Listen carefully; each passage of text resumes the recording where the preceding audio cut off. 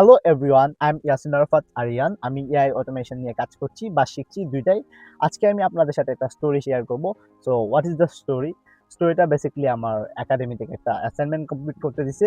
চলেন আপনাদেরকেও দেখাই প্রজেক্টটা কি নিয়ে ছিল বেসিক্যালি এবং আমার কতটুকু সময় লাগছে বানাতে, এবং আমি যদি এই প্রজেক্টটা মার্কেট প্লেসে সেল করি কত টাকা সেল করতে পারবো, ইত্যাদি ইত্যাদি নিয়ে আজকের ভিডিও। So let's start. তো এইটা হচ্ছে বেসিক্যালি মডিউল 5 এর অ্যাসাইনমেন্ট আমাদের।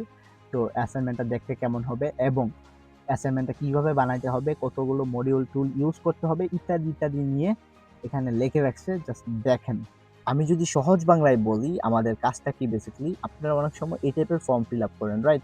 তো এইটাই আজকে আমাদের বানাইতে হবে। অ্যান্ড এই ছোট্ট একটা ফর্ম বানাইতে ভিতরে যে কারিগরি করতে হয় এইটা আসলে এই জায়গায় না দেখলে বুঝতে পারবেন না। আমি গত 2 দিন ধরে এই 7টা মডিউল অ্যাড করেছি, আরও 7টা মডিউল অ্যাড করতে হবে, দেন এই প্রজেক্টটা কাজ করবে।